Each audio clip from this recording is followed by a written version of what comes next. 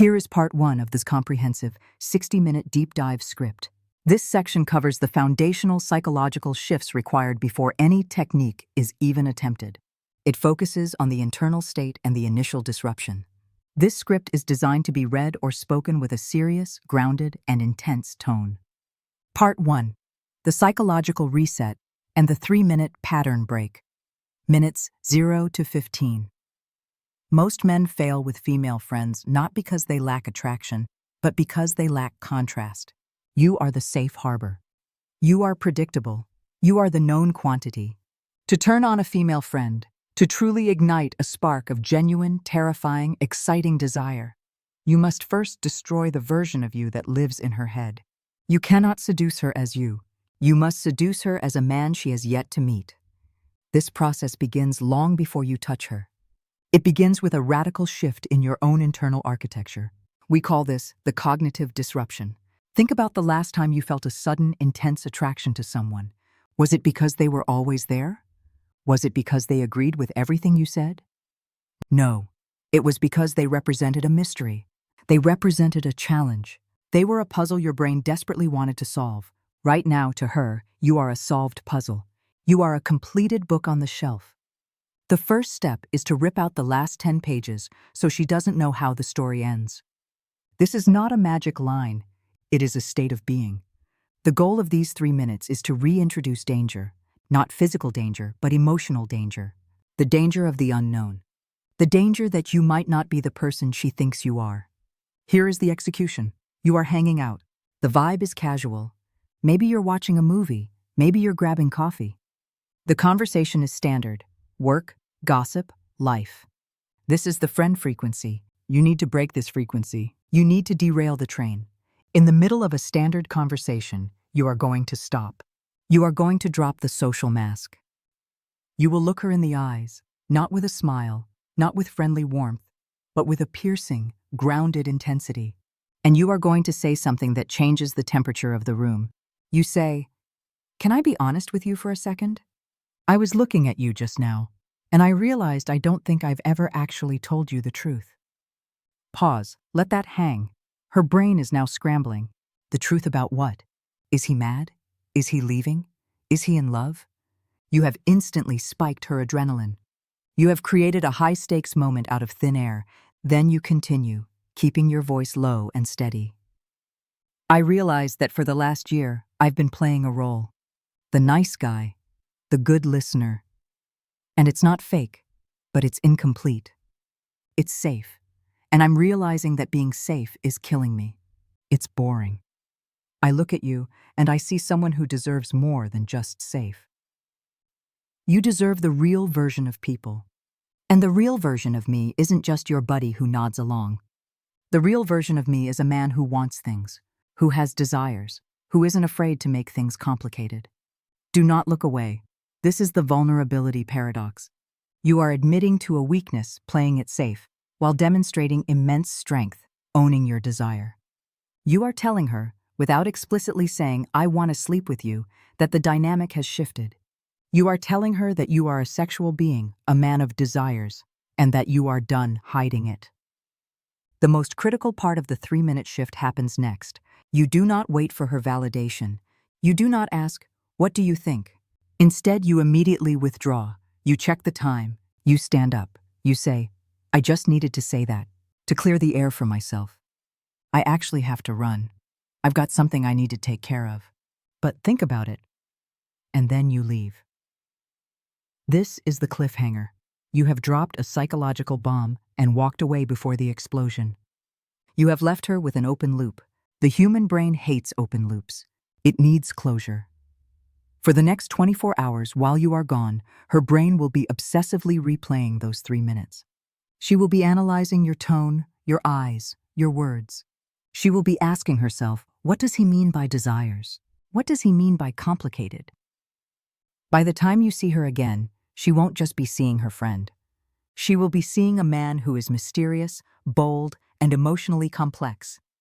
You have successfully planted the seed of attraction. Now we must water it with action. You have executed the disruption, you dropped the truth, and you walked away. Now comes the most dangerous phase. The re-entry. When you see her next, whether it is the following day or after the weekend, her instinct will be to reset the dynamic to comfortable. She might make a joke about your dramatic exit. She might ask, "Are you okay?" in a motherly tone. This is a trap. If you apologize, if you laugh it off and say, "Oh, I was just tired," you destroy the attraction instantly. You become a child seeking reassurance. Instead, you must hold the frame. When you meet her again, your energy must be calm authority. You do not bring up the conversation immediately. You let it sit in the air like heavy static electricity. This is the law of silence. By not explaining yourself, you force her to search for meaning in your actions. You are communicating that your desires are not a mistake. They are your reality. Now we shift from the psychological to the physiological. Words can lie, the body cannot. To turn a friend into a lover, you must breach the touch barrier. But you cannot do this clumsily. Grabbing her hand or putting your arm around her like you did in high school is friend behavior. It is too safe. You need high-voltage touch. High voltage. Touch follows a specific rule: intentionality over frequency. You do not need to touch her often. You need to touch her correctly. Imagine you are handing her a coffee cup. The friend way is to avoid contact. The lover way is to ensure your fingers graze hers, slowly, as the object transfers. And here is the secret: the micropause. When your skin touches hers, you freeze for exactly 0.5 seconds before letting go. It is subtle enough that she cannot accuse you of anything, but distinct enough that her nervous system registers the heat. It sends a signal directly to the primitive part of her brain. He is not avoiding me. He is savoring me. Next, we must reconstruct your eye contact. Friends look at each other to exchange information. Lovers look at each other to exchange energy. You are going to use the triangular gaze technique. When she is speaking to you, do not stare blankly at her eyes. Let your gaze travel. Start at her left eye, move to her right eye, and then, deliberately, drop your gaze to her lips. Hold it there for 2 seconds, then snap back to her eyes. This movement is a universal, non-verbal signal of desire. You are looking at her mouth because you are subconsciously thinking about kissing her. Even if you say nothing, her mirror neurons will pick up on this.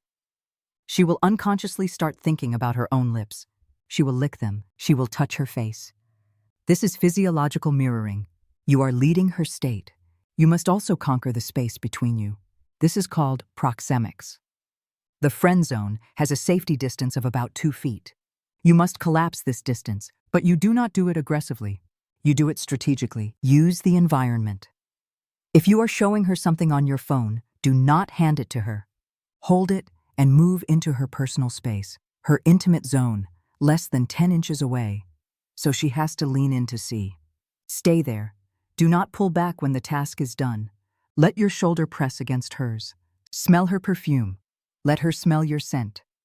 The goal of this phase is sensory overload. You are overriding her logic with sensory data. Her brain might be saying, "He is just a friend," but her body is feeling the heat of your skin, seeing the hunger in your eyes, and reacting to the confidence of your silence. You are creating a dissonance, a conflict between her mind and her body. And in the game of seduction, the body always wins eventually. You are no longer just a presence in the room. You are an atmosphere. You are surrounding her. The safety of the friendship is evaporating, replaced by a thick, palpable tension. She is now wondering not if something will happen, but when. You have disrupted her mental image of you, and you have invaded her physical space. Now you must invade her imagination.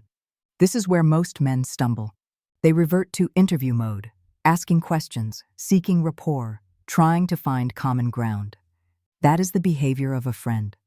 A lover does not seek common ground. A lover creates a new world. We call this phase the semantic shift. You must change the pronouns you use. Friends speak in terms of you and me. How was your day? I went to the store.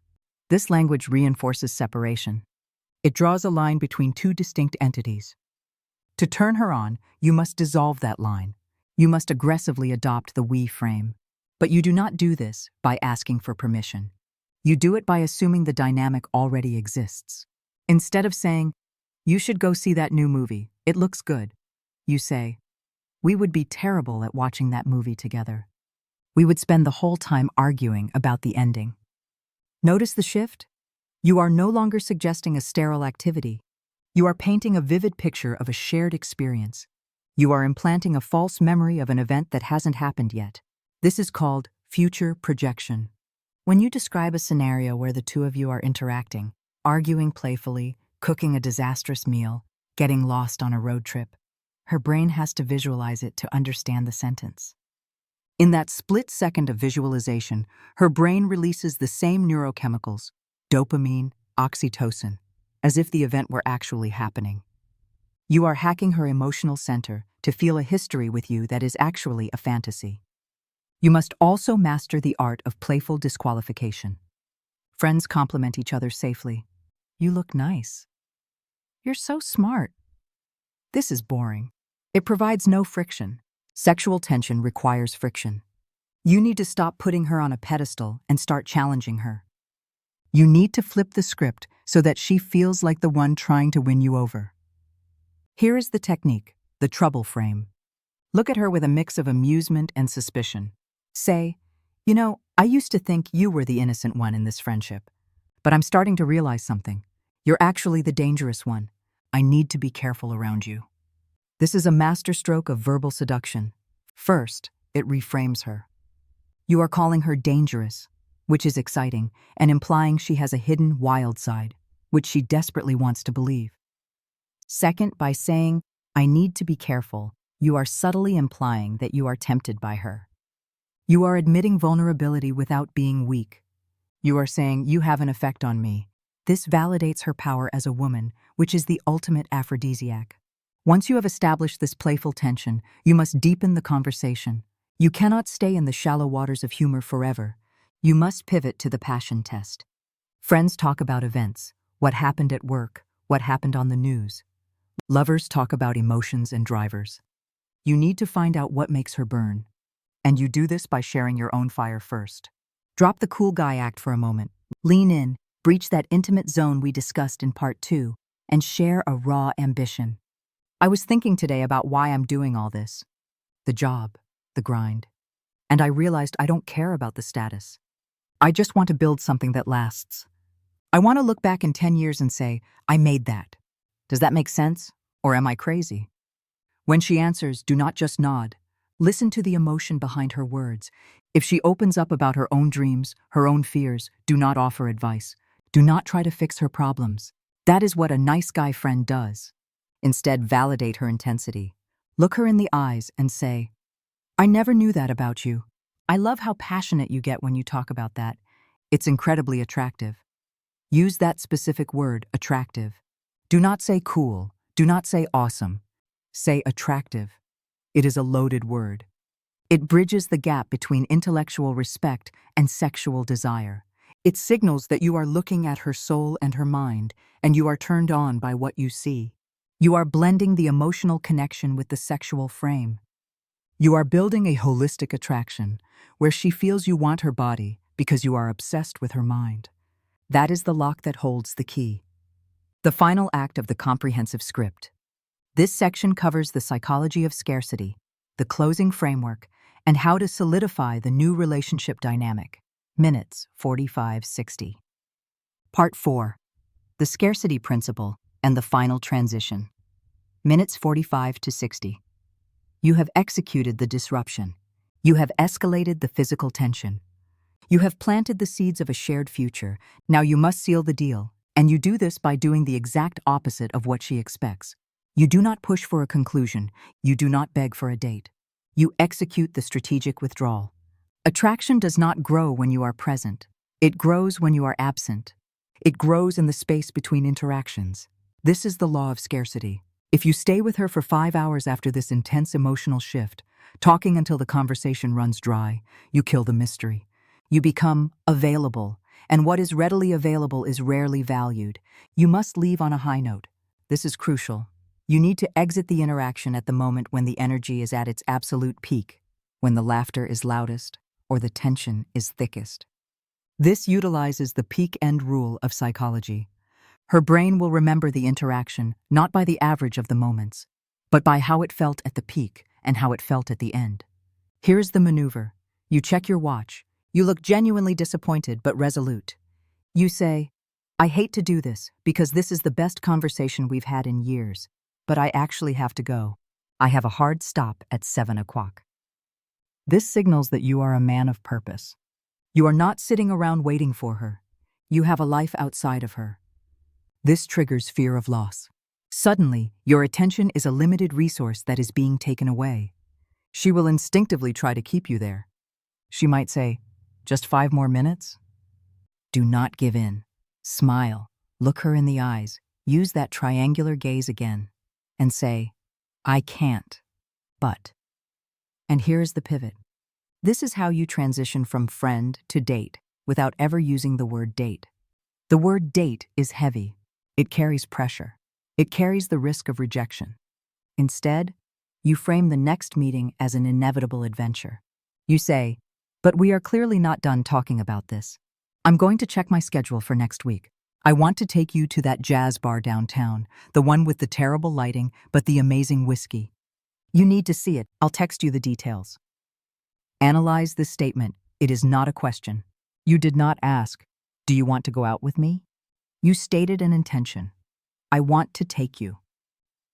You demonstrated leadership. You picked a specific location with a specific vibe.